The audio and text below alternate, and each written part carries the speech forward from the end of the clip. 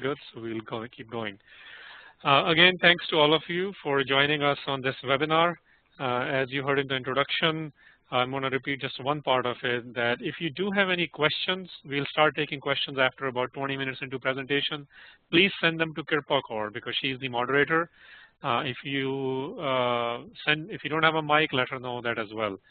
Now, moving on to why we are here today. I mean, the Sikh world has been, and I'm just going to put the questions which Kirpa just read. The Sikh world and the non-Sikh world this month is commemorating 25 years of June '84 attacks. And yeah, there are different names for it, from Operation Blue Star to some people saying it's like a Lukara.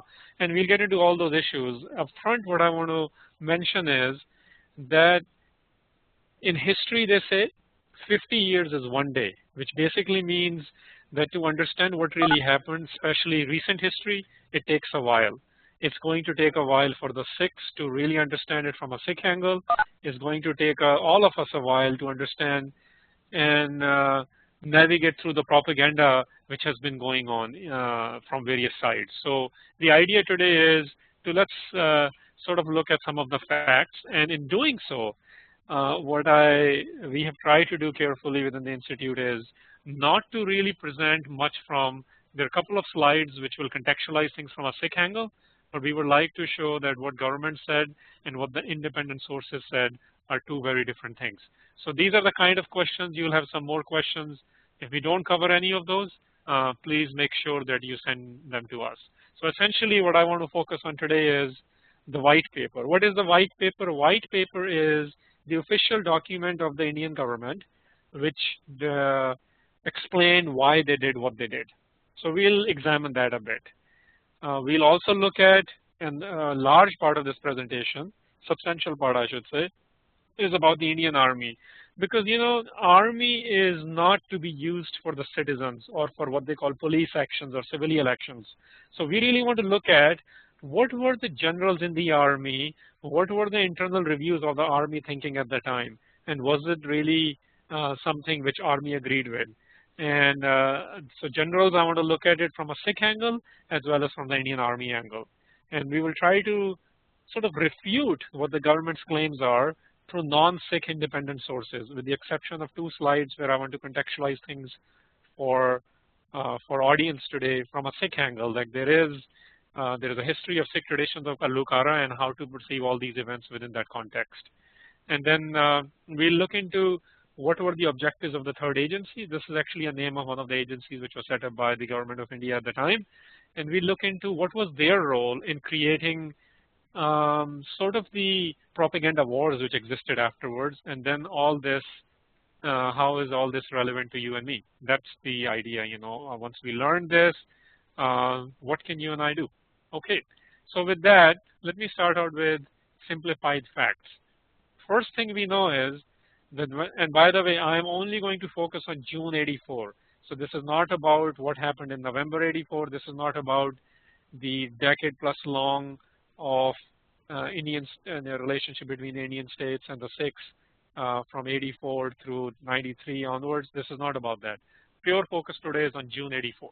So we can be specific and really get into the nitty-gritties of what kind of things are in our minds and sort of create some clarifications for that. So first thing we know is that this attack, this operation, and we'll get into the nomenclature and vocabulary later, this happened at the time when people were gathered, Sikhs were gathered to commemorate the martyrdom day or the Shahidi Purav of Sri Guru Arjan Sahib, who is the 5th Guru Prophet of the Sikhs, which basically means that this is the time when the complex was to the full capacity, which means there were a lot of visitors, a lot of pilgrims, Shraddhalus, and this is the time when Army decides to go inside the complex. Second thing we know is that on June 3rd, there was going to be a launching of a massive civil disobedience movement for Punjab, from Amritsar, from Akal Takht. Various political factions were looking into doing it. So the point is there is going to be a starting of a huge civil disobedience movement on June 3rd as well. Third thing we know is that all the sources which we have looked at, independent sources, they said there was no opportunity given to either the pilgrims or the employees or the civilians who were in the complex to leave. I actually forget about giving them opportunity to leave because army is being used, and this is why I mentioned this fact. Civilians and the employees and everyone who is not interested or is not part of the situation is supposed to be given a warning to leave. But not only were they not given any warnings, they were detained, arrested, and several of them were killed as well. Other thing we know is that if this was a civilian action, as government said, then why were the tanks used? Why was chemical gas warfare used, which is illegal according to the conventions with State of India has signed? So we'll really look into was it really what government said, is that really what happened? Not only are they violating the Indian laws, they're violating international conventions. Now, if they really went inside to capture, as government said, few terrorists, and that's government's version, and we'll look into that, why are they using 9 infantry divisions in conjunction with several paramilitary forces? So roughly 70,000 people on ground right there, and 150,000 total army personnel being used, armed forces personnel being used to run this operation. So basically, this will make you think that this is no small thing. This is no operation, as government called it. This is something much bigger, and we'll look into that as well. And then state claimed, the Indian state claimed that this was the last resort, and they went inside the temple to seize the terrorists. Again, their vocabulary.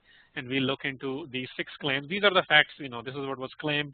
And the whole thing we want to get into from here onwards is what really happened, what are the independent sources saying. So first thing we know is that Punjab was cut off from the rest of the world. You can read the quote there that there's 24-hour curfew, no telephone is allowed, no telex is allowed, no foreigners are permitted, Indian journalists are not permitted, no newspaper, no trains, nothing can move. Now, this is really important for us to understand in the background. If Punjab is sealed from rest of the world, that there is no flow of information, no flow of traffic of any kind, who has something to hide? Why is the whole Punjab being sealed? So this is not just about Akal Takht. This is not just about Amritsar. This is about what is happening throughout Punjab. Okay? Second thing I want to get into is what the government claimed, that they went inside to seize the terrorists. This is Cynthia Kapley Mahmood's quote. She says, 70,000 troops in conjunction with the use of tanks and chemical gas killed hundreds, possibly thousands of innocent pilgrims, the day of the attack being a Sikh holy day. The Akal Takht was reduced to rubble, and the Sikh reference library, an irreplaceable collection of books, manuscripts, and artifacts burned to ground. 37 other shrines were attacked across Punjab on the same day. Let's look at this. If they really went inside the Darbar Sahib complex to capture terrorists, as government claimed, do you really need, they said they went there to capture 38 people. So to capture 38 people, you need 70,000 troops on the ground. Why are you taking tanks inside? Why are you using chemical gas warfare? Why are you going there at the time when there is the complex at as the highest level of capacity in terms of number of people inside? Why are you burning Sikh reference library as an afterthought? And why are you attacking simultaneously 37 other Gurdwara complexes in Punjab? And more than that, as I showed in the previous slide, why is the whole Punjab being sealed? Those are the questions we should be asking. So is it really to capture quote unquote terrorists, or is there some other bigger agenda going on? Moving on, and this is where I want to make a case that this is actually a part of state terror. What with the previous quote said there were tanks, there is a pictorial evidence. If you look at the top of the picture, you can see the tanks being parked there. This picture is important because you can see when we are saying chemical warfare was used, these are the army personnel standing with the gas masks. They are taking picture afterwards, obviously. So the point is, if they are wearing gas masks, what were they using? Illegal again, according to international conventions. This is again, bodies being dragged along in the Darbar Sahib complex. This is just to show what was happening in there. Okay, so what's the point of all this? Well, point of all this is that you're using tanks, you're using soldiers with gas masks, you are dragging bodies right and left within the complex. This is something much more than a civilian or a police or operation to capture 38 individuals, which, by the way, Indian Parliament later admitted the 38 people they went inside to capture were not even in the complex. In fact, some of them were not even in the country. So obviously, different stories are being spun through the state television and the state media and the state newspapers. Okay. So people, government in the white paper says, and we'll get into specifics of this a little bit later as well, that, we really didn't kill any, civilians got killed because they got caught in the crossfire. Well, if you look at this picture, this basically is showing the turbans of the Sikh men were used to tie their hands behind their back, and eventually they were shot point blank. You don't need to listen to my words. I'll give you reference for that. This is important from a Sikh psyche angle. And let me talk about that before I share the quote, because quote just talks about purely from humanitarian angle, but there's a Sikh angle to it. Removal of a turban, all of you know, in Sikh context is huge. Sikhs in the history have said, I forget about removing my turban and my hair from my body, including from the head. I'd rather die.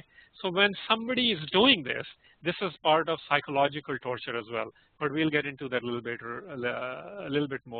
later when we get into the Sikh context. But this is what the Guardian of London reported. Sikhs were shot at point blank range, their hands tied behind their backs with their turbans. It was a virtual massacre. A large number of women, children, and pilgrims were gunned down. The operative word here is shot at point blank range. Point blank range is, first of all, these are unarmed. Their hands are tied behind their back. Point blank range is they're standing right in front of you, pointing a gun at you and shooting in your head or wherever else. So this is what they call war crimes or crimes against humanity. Those kind of words can be used to describe these. From every measure, these are illegal activities. Okay, so when they say pilgrims or the civilians were caught in crossfire, well, the independent sources say not the case. Let me mention something here, what the government again claimed. Government says, white paper on Punjab agitation, this is the government's version, that no women or children were killed in the action by the troops. Well, Associated Press reported a team of doctors examined 400 corpses, including 100 women and 15 to 20 children, all under 5 and including a 2-month-old baby. Why is this important? So this is, by the way, this is not to be read as being that there were only 400 dead. This is saying they examined 400. Of the 400 dead which were examined, which Associated Press reported, 100 were women and 15 to 20 were children, all under 5, including a 2-month-old baby. So there is a blanket absolute statement by the government of India saying no women or children were killed in the action by the troops, whereas the independent media, not the Sikh media, presents that wasn't the case at all. Then the government said, General Sundarji, who was in charge of the operation, he said, we went inside, and what he implied by inside the temple, with humility in heart and prayer on our lips. Well, let's look at what the reality is. Jarnail Kaur, a young mother of 3 children, recalls when people begged for water, some Jawans, which are the Indian Army soldiers, told them to drink the mixture of blood and urine on the ground. You decide whether this is prayer on their lips and some humility in their heart. Essentially, what the government version is and what the people have written afterwards are 2 very different versions. Now, there is this question which all of you, we mentioned in the beginning. Again, the terrorist is the word which government uses, and I keep saying that because we have to be very careful with these words. Weren't the terrorists armed and fighting back? Okay, let's look at it. Let's talk about it. GKC Reddy, in his book Army Action in Punjab, says Operation Blue Star will go down in history as one of the biggest massacre of unarmed civilians by the organized military force of a nation. And look at the next part. He says the word unarmed is used deliberately as the disparity in arms on the 2 sides was so great that those resisting army invasion of temple could hardly be termed armed.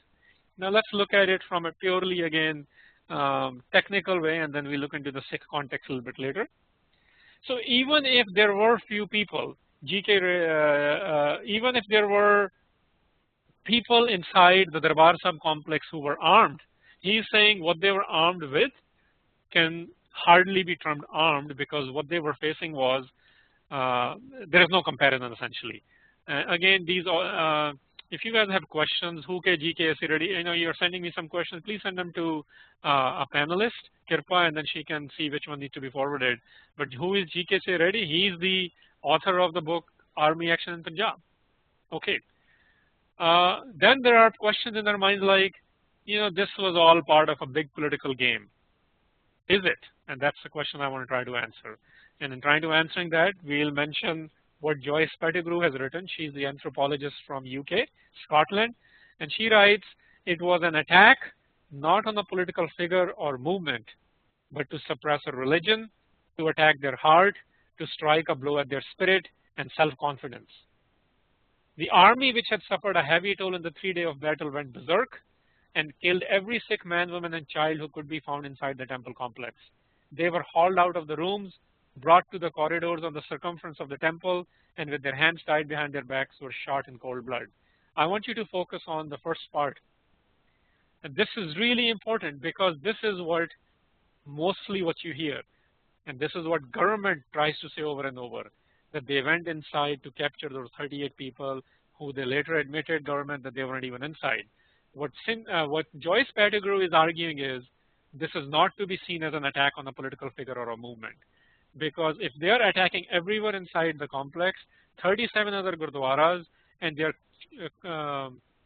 cordoning whole of Punjab, this is not really about few individuals or a political movement. This is actually about Sikhs at large. This is about what Sikhs stand for. This is about what the Sikh spirit has contributed in the South Asian history. And we'll get into that a bit again.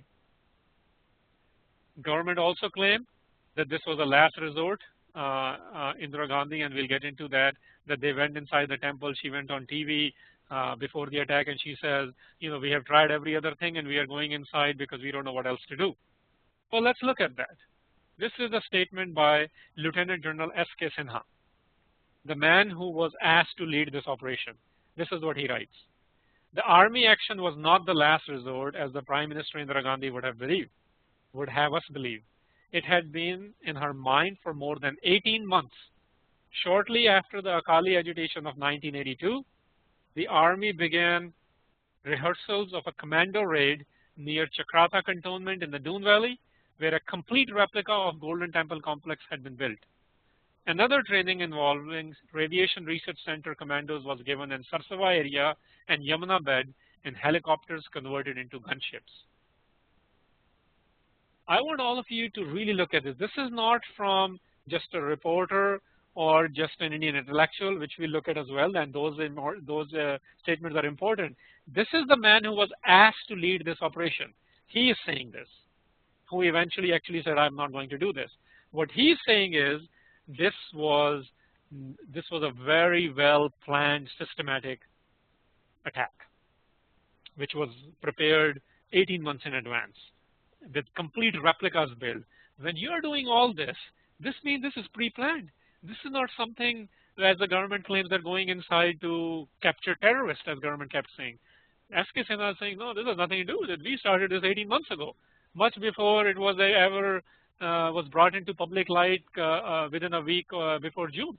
He's saying this is very, very much a pre-planned thing, which was ordered by the Prime Minister at the time, Mrs. Gandhi. Okay. So is it a last resort? Of course it's not. Clearly it's not a last resort if it's being planned. Let's look at some pictures. This is the Darbar Sahib complex. In the middle is Golden Temple, which is what it's commonly called. Sikh parlance calls it Harmandir Sahib in Amritsar. And right across from there is Akal Takht. This is just before and after pictures. And this is the Akal Takht before 84.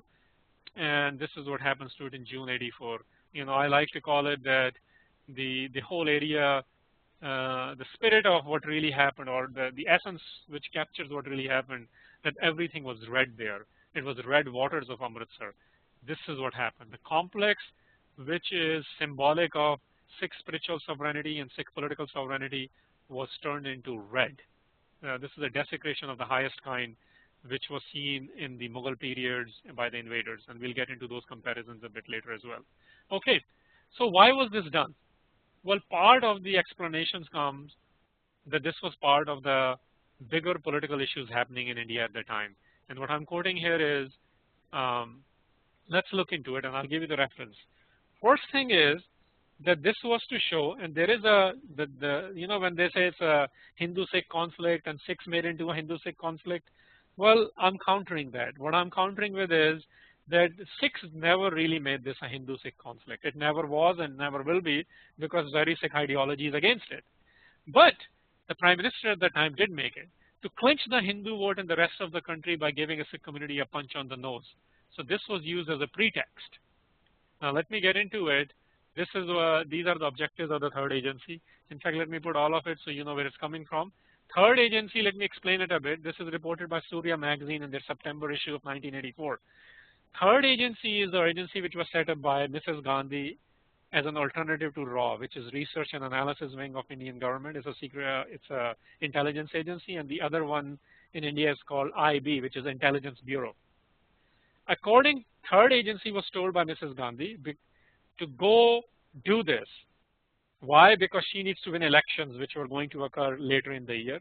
The other was opposition was saying that, essentially this was to show to the opposition to Mrs. Gandhi that she can take care of anything, including attacking the Golden Temple.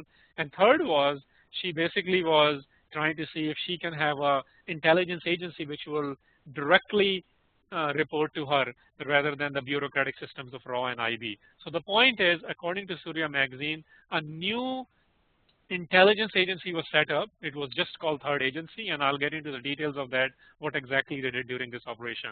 So the point is, there's a politics involved. The politics was she wanted to be Prime Minister again, and as a pretext of that, she started playing certain games in order to win the majority community. Remember again, Sikhs are less than 2% of Indian population, so their electoral votes do not matter.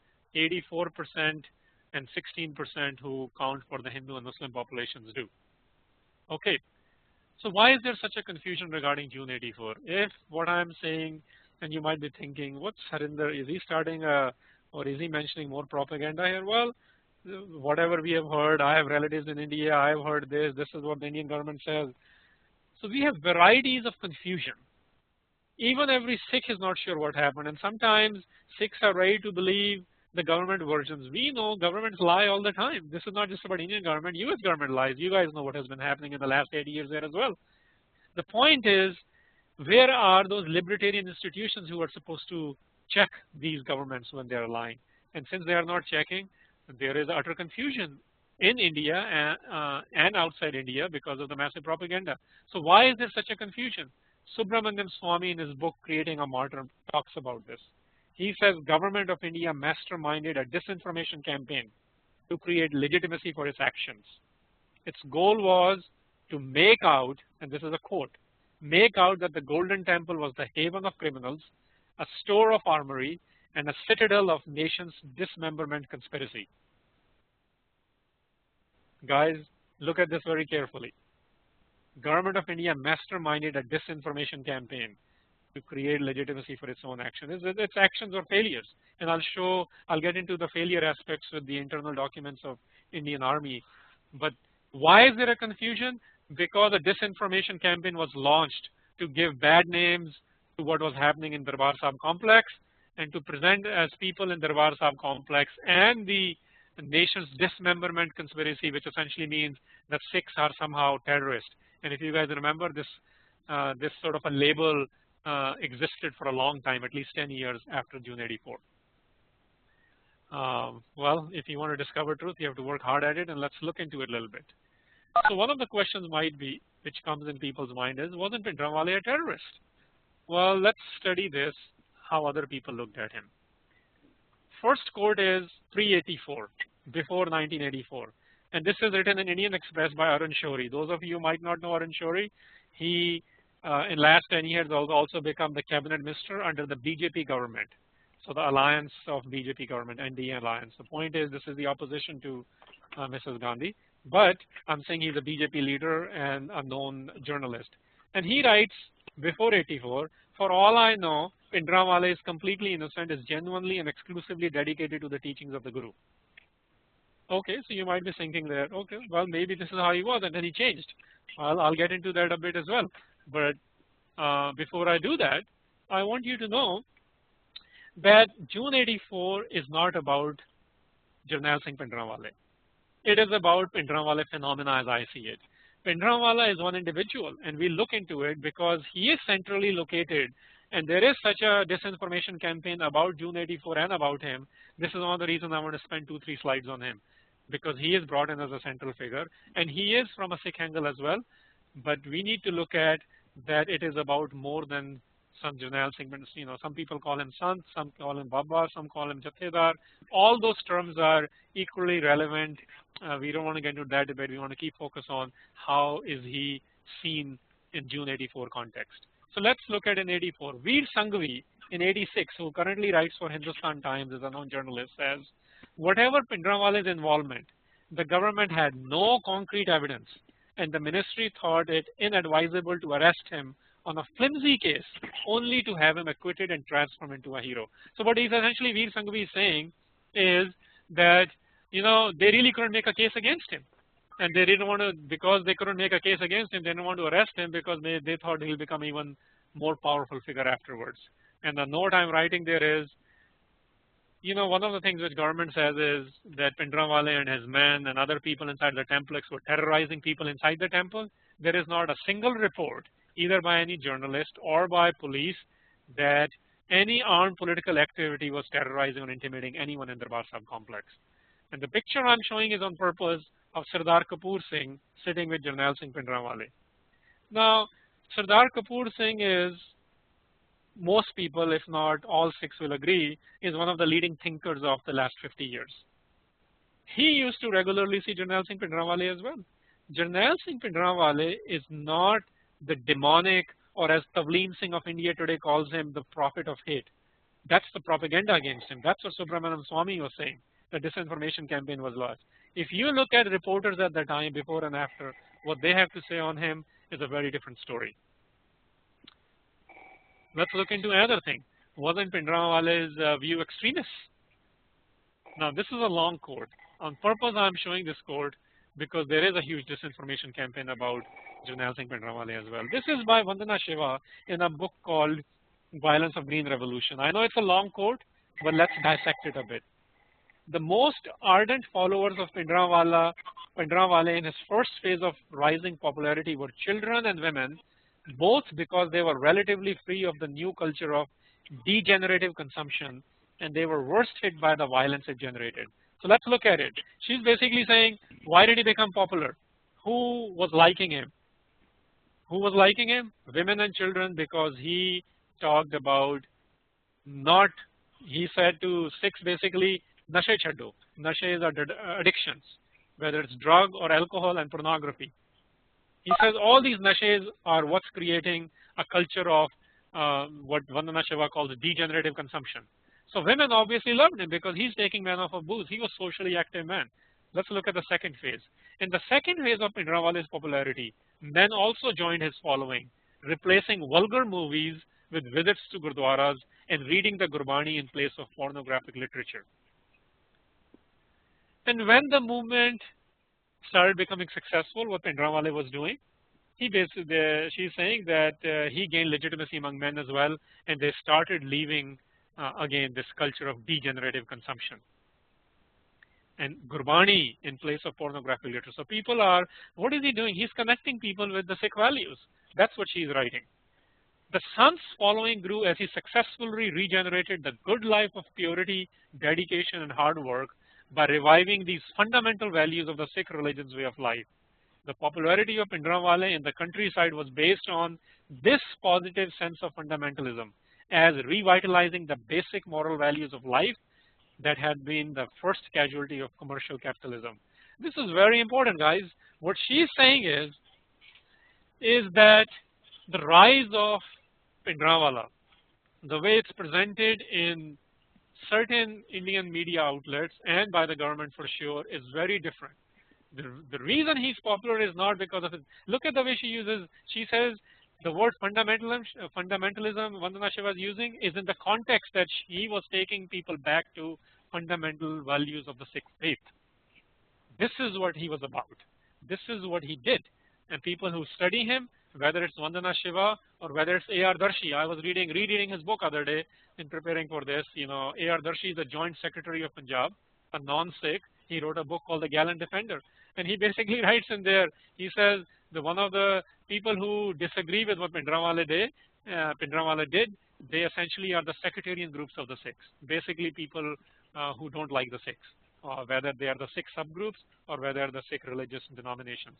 Point is, if you feel taking people away from pornography, alcohol, and drug abuse is extremism, and Vandana Shiv was saying, well, this was the fundamentalism which Bhindranwale was exercising, not the ones you hear about that he was about killing people who disagreed with him or Hindus. He never used those words or those sentences.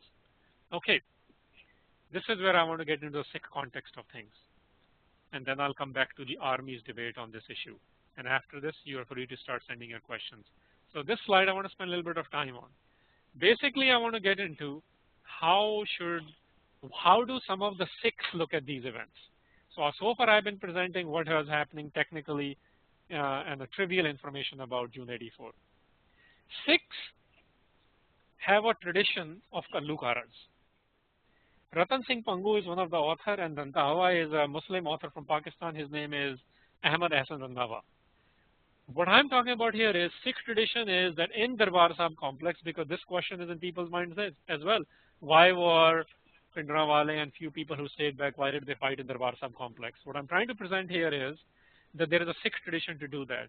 When Ahmad Shah Abdali in 18th century was attacking Darbar Sahib complex, there are enough testaments and witnesses as well as historical evidences that Sikhs stayed back and they fought in Darbar Sahib complex with the people who were attacking.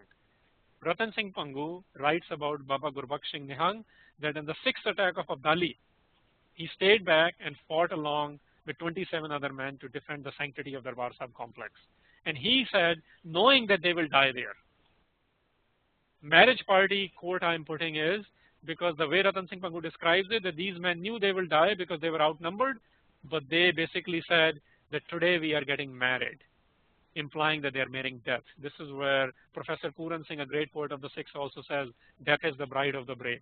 So this idea of fighting in Darbar Sahib complex to defend its honor, its sanctity, or what Patwan Singh will say, it took the sweat and the bloods of several generations of Sikhs to first build Darbar Sahib complex, then to defend it and to rebuild it. This is the angle.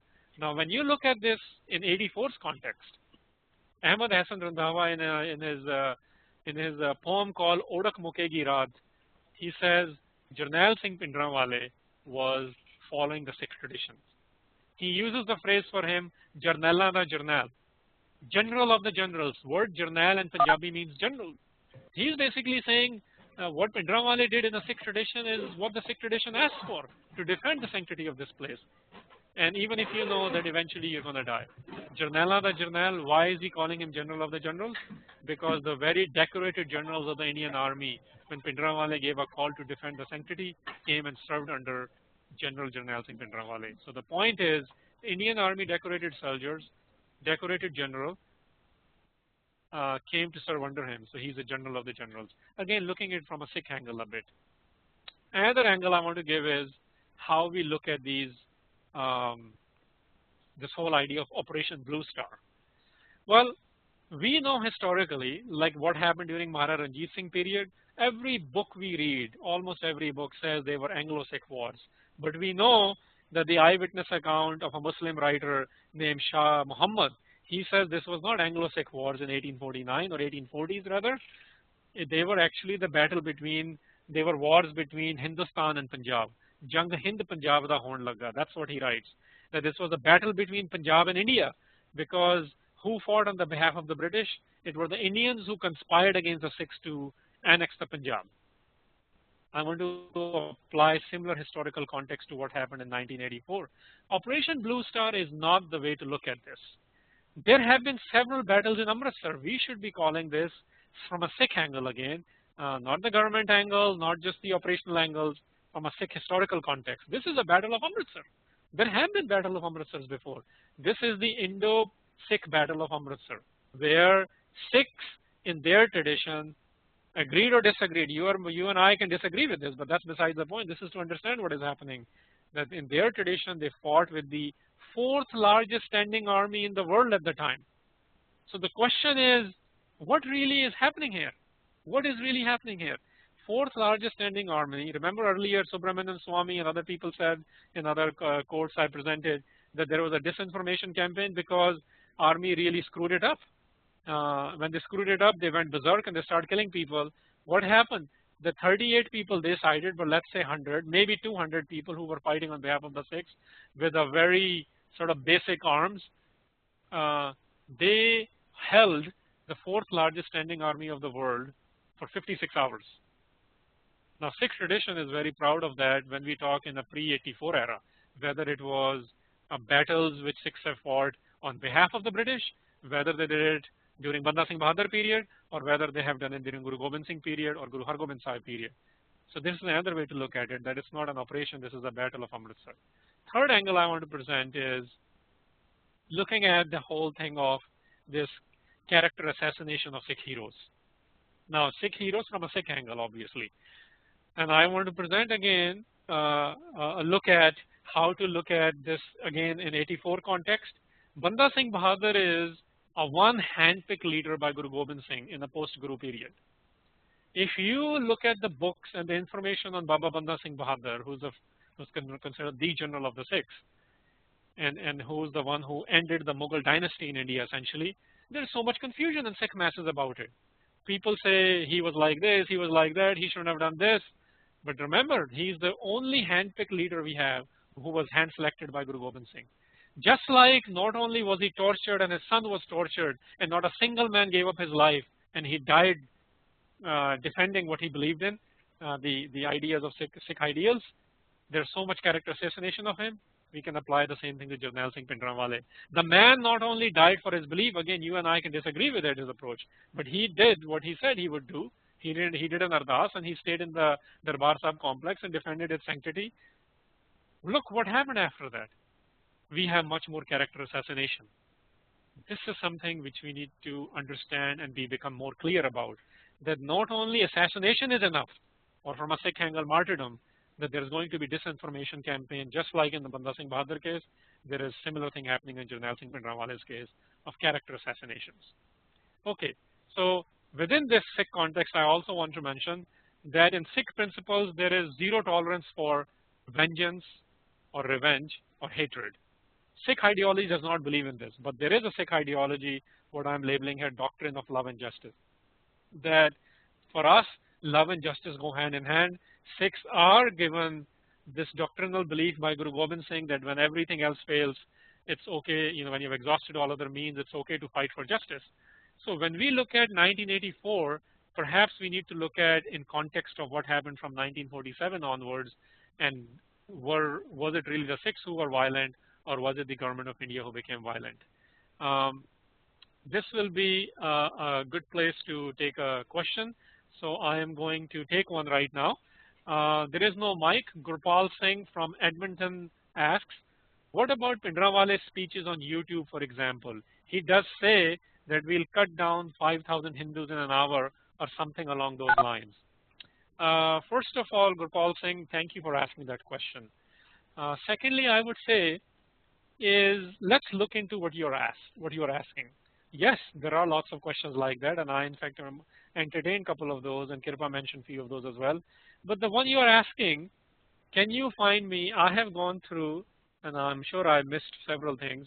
I have gone through all his speeches, and they have been translated, by the way. If you don't understand them in Punjabi, they have been translated in English by Dr. Ranbir Singh Sandhu. And in context, he has put everything. There is no such statement where he said he will kill 5,000 Hindus. Just like there is a disinformation campaign, we got to watch out for. You watch the YouTube videos. First of all, I don't know what YouTube video will have because there was no video of those. There are very few videos. It's mostly audio tapes. But I encourage all of you who are here to at least read the translation and their context. The book is called Struggle for Justice. If I take the spirit of your question, which I'll do for now to answer it in a different way, were there places where Bhindranwale made these kind of statements? In the entire speeches he has given, there is no anti-Hindu statement of killing Hindus. There is one exception to that. And I'm going to talk about that exception so all of us know what is happening. But it's very important to talk about the context of that. In Chandu Kalan, there is an incident in Chandu Kalan, which is in Haryana, where Uh, you got to know a little bit more. So we don't have much time, but let me just present like this. So if you don't know, Jarnail Singh Bhindranwale was also the head of Damdami Taksal, which is sort of like a missionary school, you can say, of a sort. This is where the traditional practices of understanding Gurbanis were given to individuals, and they used to go in villages and cities and propagate the ideas of Sikhi. So in Chandu Kala, the idea was Damdami Taksal used to have their literature, their pothis, Guru Granth Sahib's beads, and other things in their bus, which used to be called like touring university essentially. And they were in this village called Chandu Kala. Police came to see Jarnail Singh Bhindranwale there. He wasn't there, so they burned that bus. Now let me give you a context of that a little bit more. For Sikhs, it's a huge thing to desecrate Guru Granth Sahib. They didn't find him. They couldn't talk to him, so they burned a private property of its own citizens. And on top of that, it's not just a private property. This is something which Sikhs call Guru. So this is huge sentimental and inciting the sentiments of the Sikhs. This is done by police. When Jarnail Singh Bhindranwale found out, he did give a statement in that context that if this is how government is going to treat me, the ratio of Sikhs to non-Sikhs in India is 35-1. In that context, he did say, he says, if you want to fight, if India and its agency wants to fight with us, this is what I know. The ratio is this. We are outnumbered, but we can fight. This is all he has said. So again, to sort of look into these kind of questions, I do want all of you to study the speeches carefully, look into what non-Sikhs are writing about him, those who knew him, those who dealt with him. That will give us a lot of insights into what is happening. I'll take one more question, then I'll move on. No mic from Sarabjit Singh in Bellevue, Washington. Question on slide number 22, okay, which is the current slide right now still. I would like to submit that in a modern day, we need to rethink what traditions make sense to follow today. My rational mind cannot comprehend how Sant Bhindranwale was able to defend Golden Temple by following tradition of defending Golden Temple. They only served as bait for government to execute their dastardly agenda. Again, thank you for asking this, and I understand your viewpoint. But I think if you look into the context of what we have presented and not just look at the one single fact, there have been several facts presented that how was he a bait? The plan was already done 18 months before. Some people say, why did he go stay inside Darbar Sahib complex? Most people don't know that Bhindranwale was already in a Akal Takht complex for 2 years before the attack happened. So there are lots of, and again, this thing about rational mind, you and I might not understand certain things, and I'm not saying I endorse any of this, but I do want to present these contexts so we are able to evaluate for ourselves what does make sense. It's very easy for me and you and others to sit and do what I call Monday night quarterbacking. It's very different when you're in the middle of a scenario and you have to make certain decisions. What I'm trying to do is contextualize what happened, both from a Sikh angle as well as the independent source angle, and then I leave the rest up to you to see what you think makes sense or not. Okay, I'll move on. One of the things I want to get into is, which used to bother me a lot, so I started looking into it. What were the Indian intellectuals at that time thinking? And let me share something. One of the, in my personal opinion, the premier magazine in India, which really invites who's who of India to write about issues, is called Seminar. They do a monthly issue. So they did an issue on Punjab on April 1985 issue, and they titled that issue Using the Army. So this is my pretext to talk about Army now. And look at it's very carefully chosen title, Using the Army. Okay, who writes in this magazine? If you are aware of India's intellectuals, then Mr. Rustamji has written, General Thapar, General Vass, and General Sinha has written in there. Former Minister of External Affairs Jaswant Singh has written. He is written there, and a senior lawyer Nandita Haskar has written in there. Eventually, the conclusion of that issue, I want you to go by that issue, find it, and read it. And this is the leading thinking magazine of India. This is what Ramesh Thapar concluded, that this was badly manipulated and short-sighted political management by the rulers. Look at the word choice. Manipulation, we understand, short-sighted political management by the rulers. So it's not even saying by government. So basically, there is this implication, the deduction we can do from this is that there were few dictatorial decisions being made. And let's look into that.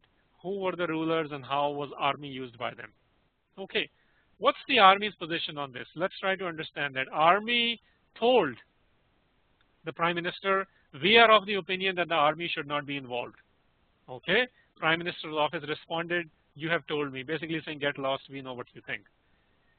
This is written by General V. K. Nair in the book. You can read The Threat from Within, who was in charge of the Army headquarters of General Military Operations.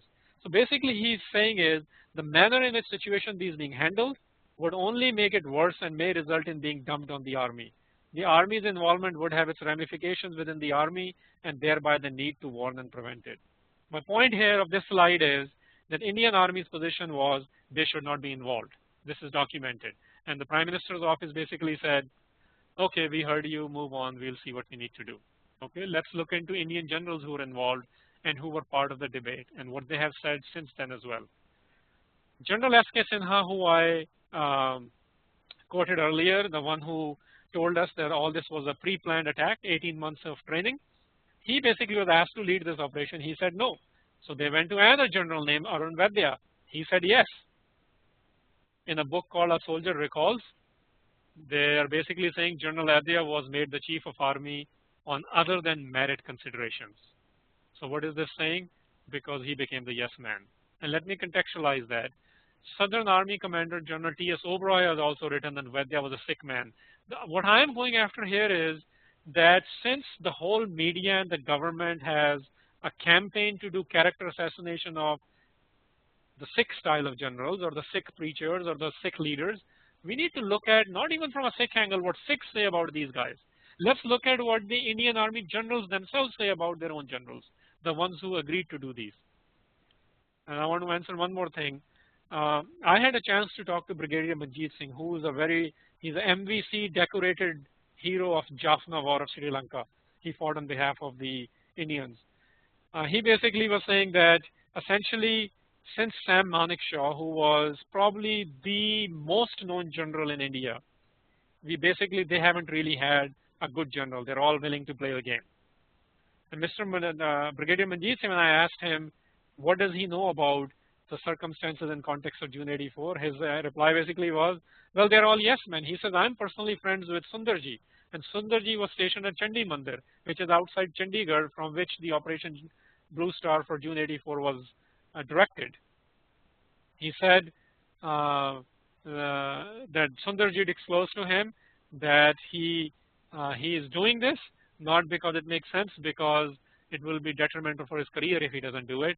And when Brigadier Manjeet Singh in his official capacities brought this to their notice, Brigadier Manjeet Singh was court-martialed because he had militant tendencies. So first they gave him MVC, then they tell him that he has militant tendencies to question what army was doing. Actually, it's not what army is doing, what one or two yes men generals were doing, because army was already of the opinion this shouldn't be done. Okay, let's look into a little bit about what Sundarji's wife writes. Sundarji was in charge. So General Vaidya is the highest level general. Sundarji is the one who is running it from Chandi Mandir, so second level of command. He didn't go in the complex, but he's running the operation. Sundarji's wife has written this in 2000 in a book called A Soldier Remembers. After Operation Blue Star, he was a changed man. Somber, his laughter all but gone. He shrugged away my concern, assuring me I'll get over it, but he never did. I have been trained to fight an enemy, not to tackle our kind, he said.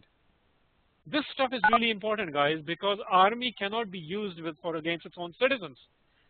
But as Seminar magazine concluded, the rulers in Delhi chose the army against its own wishes, and because several generals were being let go who weren't implementing the orders, the person who actually implemented the order, he himself was a change man after June '84. This is important to note. This is very similar to what General Dwyer's wife writes, the guy who was involved in Jallianwala Bagh massacre.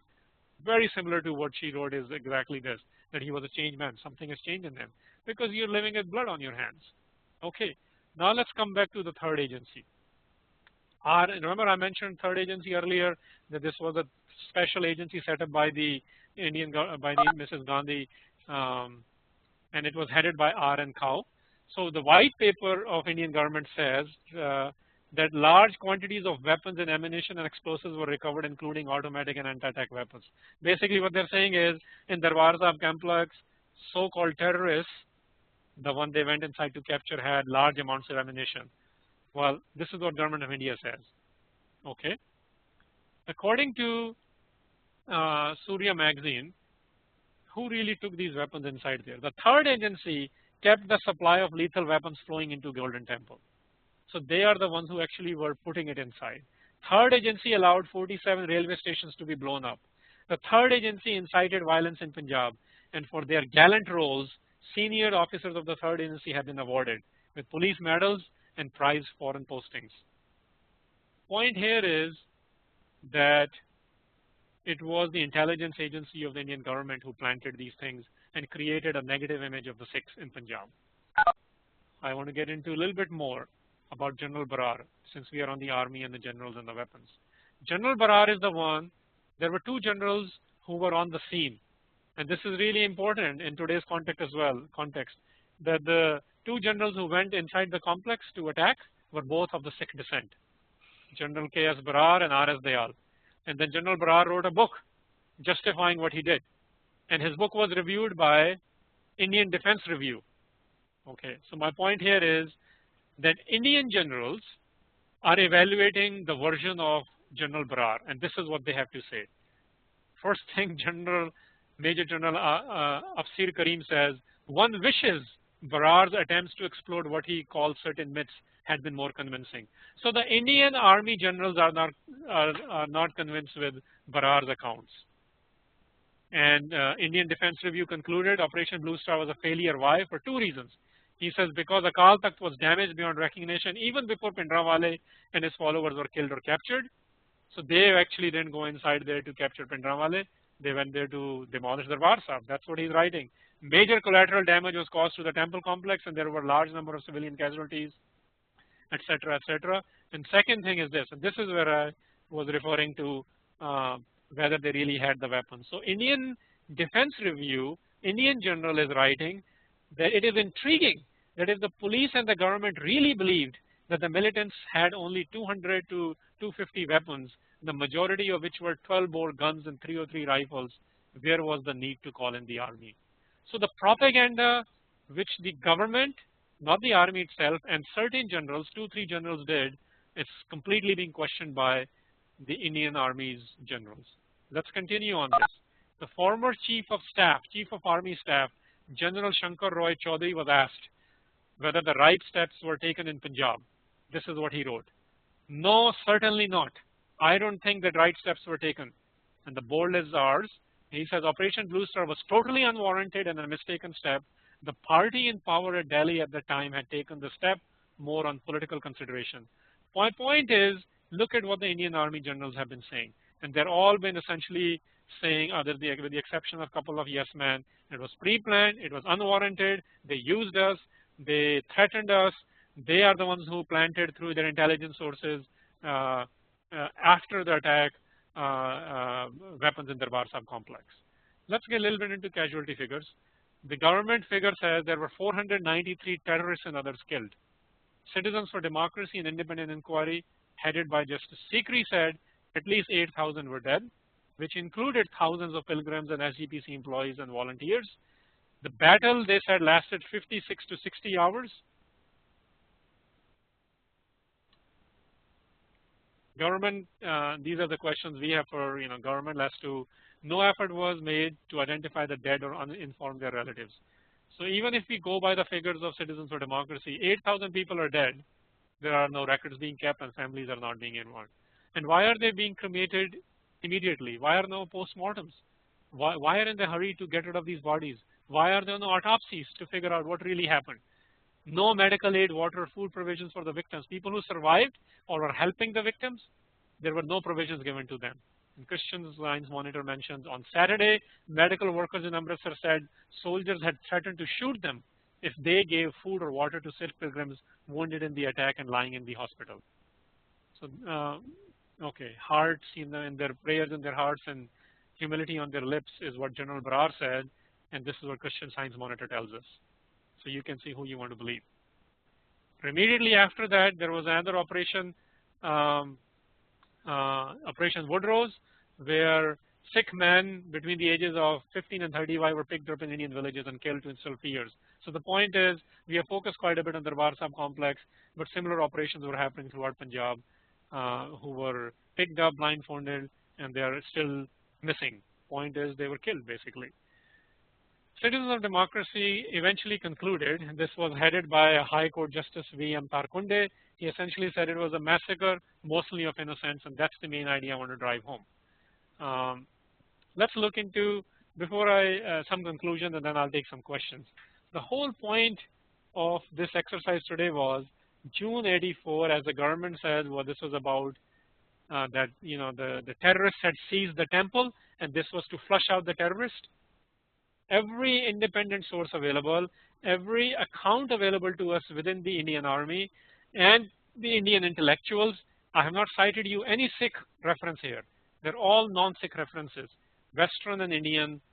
Everything shows that June '84 was actually not about flushing out the terrorists. It was pre-planned, premeditated attack on Sikhs everywhere. And the reason I say that is because every Sikh, whether they agreed with the politics of this or not, including people like Khushwant Singh, every single Sikh felt the pain of what happened. Why? They gave back their medals. They disagreed with what happened. So we really need to look at this. Is this really about few people, 38 people, or is this really about Sikhs at large, about their spirit, about what they stand for? And I'll get into that. Second thing I want all of us to think about is, what the hell does it mean when people say, let's move on? Including the current Prime Minister of India, 2 days before 2 elections 2 weeks ago in India, 2 days before elections, he said that, let's move on. It's time to move on. What does this mean? I would like to understand that. In our family, if somebody dies of natural death, we remember them every year on the anniversary. Here, people have been killed en masse, and we are being asked without any accounts of justice and accountability and reparation to move on. No moving on can occur unless we have some sort of a truth commission, unless we agree that this is what happened and get rid of the propaganda wars. So I really want all the Sikhs and non-Sikhs everywhere in the world to really understand, what does this mean to move on? It's essentially, when somebody says move on, they're saying don't deal with the issue. And if you don't deal with the issue, people will respond their own ways, and some will write about it, some will talk about it, some will commit suicides, some will pick up arms. Different things happen. Unless you deal with the issue, a regular psychology student can tell you, you cannot move on unless you have dealt with the reality, the issues. And the third thing is, there is a large conspiracy of silence on this issue. There's a saying, when Holocausts are denied, not only are you denying the Holocaust, you're giving rise to the newer ones. Look at what happens in the Indian context and in the world context. Because people who do these things, they get away with it, more atrocities continues. So silence is definitely not the answer. Taking the fifth in the American parlance is not an option.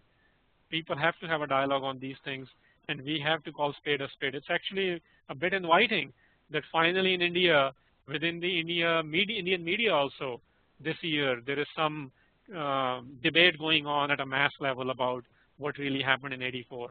And we need to continue that. We need to have a dialogue. We need to relate to the pain of the people instead of always questioning what really happened or made sense or not. What really happened is, again, Monday night quarterbacking. Yes, we do need to understand it, but let's understand it in its proper context. And this is not really about whether I agree with a political figure or a political movement. This is about, does it make sense what we are hearing, or is it a propaganda war? Okay, this is a good time to take some more questions, and I'm gonna. There's a question from Narinder Pal Singh in Whitby, Ontario. He doesn't have a mic, so I'll read his question. In June '84, if Santji had offered to leave the complex, would this have prevented the military to enter there and then? Was such an offer made by Santji? Is there any record of communication attempts by internal leaders and the oppressors? If the military campaign was only to get to a group of people, then there must have been attempts beforehand to communicate. Did this happen? You have a lot of excellent questions, Narinder Pal Singh ji, and I think you already have the answers to some of these. We can do conjecturing as much as we want.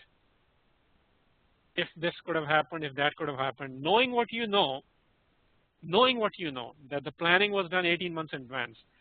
Bhindranwale had several political meetings. So did Harchand Singh Longowal. So did Toda. So did Badal. Why did they go if they really were going there to capture few people on the martyrdom day of Guru Arjan Sahib, and people en masse are there? I mean, we can do all these conjecturings whether he should have left or not. I presented a Sikh context in there. Bhindranwale was not the only one, by the way, who stayed in the temple. And let me mention that fact here as well. Ardas was done by all Akali leaders, that they will remain in Darbar Sahib complex and they will have their political agitation until the Sikh demands are met. What I personally find sometimes funny, awkward rather, is that those who, because in Sikh tradition, Ardas is huge. You don't leave after doing an Ardas until things are resolved. Those who did Ardas and stayed back, whether I agree or disagree again with them, we keep questioning them even after their highest testimony of dying for what they believe. Those who left after doing an Ardas with their hands in the air, we keep making them re-elected leaders and other things like that. So think about that. I mean, I think the question is not really about, again, Bhindranwale the person. The question is not really about the political demands of the Sikhs. The question is about what happened in '84. Do I really understand? What was the government's objectives? What was the army saying? What is the Indian intelligence here saying at the time? Okay, thank you for asking that. I'll take one more question from Jasjeet Singh in Leeds, UK. No mic, okay? The K word hasn't been mentioned yet, Khalistan. No, it just moved, so I have to go back. Sorry. So the K word hasn't been mentioned yet, Khalistan. Was there a movement for Khalistan growing in Punjab in 1984? Also, were the Khadkus and how were they organized? Thanks. Thanks for asking this, Jasjeet Singh. Excellent question. I think it's a little bit outside the context today. As I mentioned, we are not really going to discuss the issue of Khalistan today or the K word or other words. But again, we don't shy away from discussing any issue. This is not the focus today, but I do want to mention in context of June '84, I will mention this much, that Bhindranwale was one of the spokespersons, Jathedar Bhindranwale, a spokesperson of the Sikh leaderships at the time. Others being, Todas and Longowal and other people like them. Okay. In this context, Bhindranwale did say that we are not demanding Khalistan, but if Darbar Sahib, if Indian government ever enters or attacks Darbar Sahib complex, it'll be the foundation stone of Khalistan. So the point of that, if we interpret, is that Khalistan was not a demand of the Sikhs at the time. He also, in this context, in his speeches, said that we are not asking for it, but if the government gives it to us, we will not commit the mistakes of 1947. So I'll leave those for you guys to interpret. Point is that what happened in June '84, even the army itself, the government itself, which masterminded these campaigns, and the Prime Minister's office, they themselves don't say this was about Khalistan. And the third agency itself said this was more about to win electoral votes later that year, and this is why government attacked it. Okay. I would like to take one more question. No mic from Bellevue, Washington. There is no name, so I'll just read the question. Question is, Sikhs outside of Punjab were not necessarily impacted before June 1984. Is there Punjab politics angle leading up to June 1984? Where were Sikh community missteps? It doesn't add up in my mind that Indira Gandhi would arbitrarily decide one day to pick on Sikhs who were her staunch supporters to win an election. Okay, in the context of June '84, let me see if I can give a little bit of a more context. Sikhs outside Punjab, the Sikh diaspora, even now, is closely related to what happens in India and Punjab. Because who are we? With the exception of a small segment of Sikh community, which is second and third generation, mostly we are first generation and 1.5 generation, which means everything in India does affect Sikhs.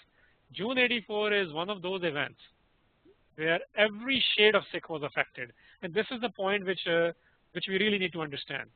It wasn't whether they were Congressis, it wasn't whether they were Akalis, it wasn't that they were communists. There is a communist author or a comrade, people who believed in the communistic ideals in India, Marxists.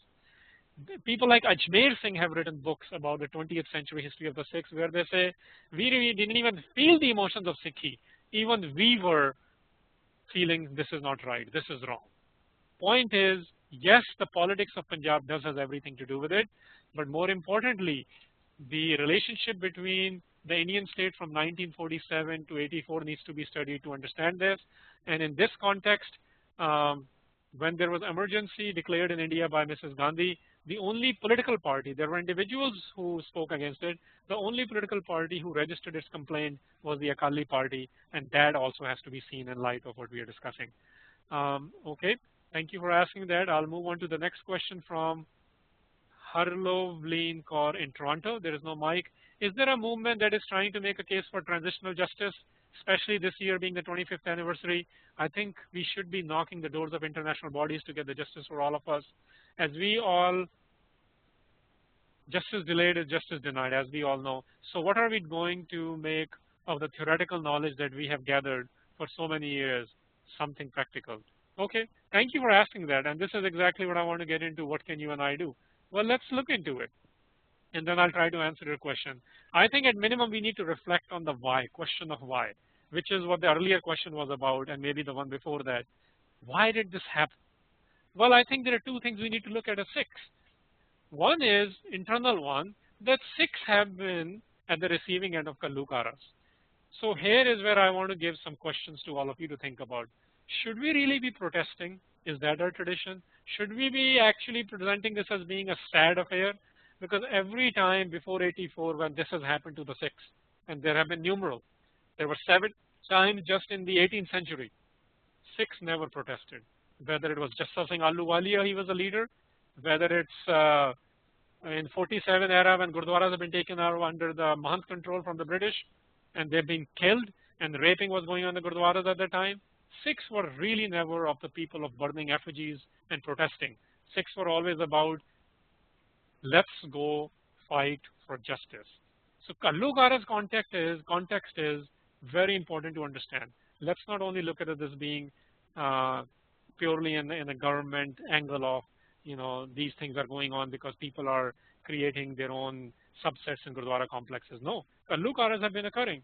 And why have they been occurring? I want to get into that a bit. Second thing we need to do is we need to look at it from external angle.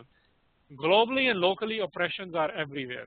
Whether it's the First Nations in US and Canada, whether it's the Aborigines in the oceanic level, whether it's the Dalit movements in India, you name it. Do we relate to the pain of the people? This is what we need to reflect on. At the end of the day, whether you agree with one's version or disagree with someone else's version is not really matter. Does it really matter? What matters is, as a Sikh angle, as Guru Nanak Sahib writes in his own words, that when Babur attacked Hindustan, I am not only feeling the pain of the Hindu women, I'm also feeling the pain of the Muslim women who have to live through this kind of nonsense. This is the sensitivity Guru Nanak demands from all of us. So my question is, let's reflect on that sensitivity. Regardless of our political ideologies, and we know they're going to be from left to right in various shades, can we at least relate to the pain of people in this world? If you are able to relate to it, then you might be able to go to the next level, which is about reviving the spirit. All this information gathering needs to really go towards reviving the spirit, and which I'm calling the Sikh spirit. And what is that Sikh spirit? Well, most authors and most of the Gurbani, as I have understood, talks about we really need to evaluate our personal values. What do I stand for? Forget about what state stands for. Once the reflection is done, we need to change our own spirit. I need to change my spirit. As Professor Sardar Jagjit Singh has written in his thesis of Sikh Revolution, he says the Sikh Revolution of Guru Nanak was successful because Guru Nanak focused on the value patterns of an individual. He empowered the individual to relate to everything within him or her and around him and her. And if you're able to do that, we are ready to fight religious and political domination. This is the Sikh history. Kallukaras occur, attacks on Sikhs occur. We shouldn't be complaining about it. We shouldn't be crying about it, is one angle I want to present, because they will only occur to those people who believe in fighting for justice. Guru Nanak, through Guru Gobind Singh and the post-Guru period, all believed in fighting the domination by religions and the politics, the Qazis, the Mullahs, the Brahmins, the Mughals and the kings who served and conspired with the Mughals to defeat the Indians and the others. Gurus fought against them. Sikhs did this, whether it was under British, fighting the British, whether it is during Mughal period and whether it is under the Indian government period. We really need to look into, is my personal value in line with the Sikh value, which is fighting the culture of domination? And if we are able to do it, then you and I might be able to respond properly. And the first response needs to be to understand the realities. We need to counter the propaganda. We have to work hard at understanding the reality. What really happened? It's a very simple approach to go by what I am presenting today. It'll be overly simplistic to just agree with everything I have presented or agree with everything which government says. I think we need to invest our time into these things. Read some good books. Recently, Ganesha Kaur just presented her second edition, Lost in History 1984 Reconstructed. Read some books like that. Read what General Brar has written. Read what A.R. Darshi has written. Read that seminar magazine. Look at some independent sources. And to create a if you do nothing, nothing will happen. To create a better grasp, to have a more in-depthful idea, you have to read a lot and listen to several versions before you can decipher what is the reality. And once you're able to do that, spend your time and money. There are several organizations doing good things. I just mentioned one here in SAF. They are full-time dedicated to fighting these kind of things in a legal manner, and this goes to the last question which was asked. Yeah, they are the ones who are looking at the legal frameworks.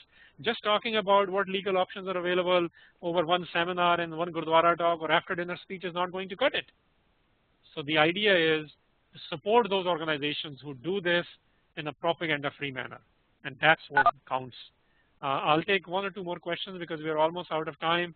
I hope I was able to answer Lavleen's questions here. Narinder Pal Singh from Whitby, he has another questions. We are far removed from this in time and distance. How do we make anyone care about it? What are your thoughts on this? But I just shared some of those thoughts. What can you and I do? It really is not about, see, I was talking to Jaskaran, who is the ED of and the co-founder of NSAF, who actually devotes their time to fight impunity in India. 100% of their time, that's what they do, and they're very qualified people. And they were saying, in case certain movements in South America, it took the efforts of the grandmothers for 25 years to document everything before government agreed to change their attitude. In case of Armenia, it's taken 80 years. We need to go away from the culture of instant gratification. We don't do things because we will see results in our lifetime. We must do things because it's the right thing to do. This is why the Sikh angle demands we need to evaluate our personal values and then respond to things. I'm going to take a last question, and then we'll be done and we'll be asked to evaluate the webinar today. Sarabjit Singh from Bellevue asks, what are the lessons learned for Sikh community to get our rights as minorities? Can we use armed resistance against modern governments that won't respect human rights? Take Sri Lankan campaign against Tamil or even US and Iraq. I think this is a little bit outside of the context today, but I understand the spirit you're asking me this from, and thank you for asking. I think what we really need to look at is the first part of your questions. What are the lessons learned for us in order for us to get our rights as minorities? Minority rights are an issue everywhere in the world. We need to become an active participant, an active agent in working towards those. Every movement has its own criteria.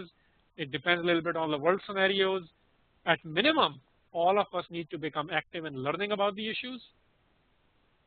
And if you ask me from a Sikh angle, if you do that much, then you go stand in front of Guru Granth Sahib and do an ardas and ask the Guru, what should I do? Don't let an individual or organization tell you what to do. It's between you, your strengths, your capabilities, and your scenarios. Every other answer will be a manufactured answer. You need to come up with your own response. With that, thank you for attending the webinar today. I hope I gave you a few things to think about. I know thinking was more from a little bit from a Sikh angle, but mostly from independent sources.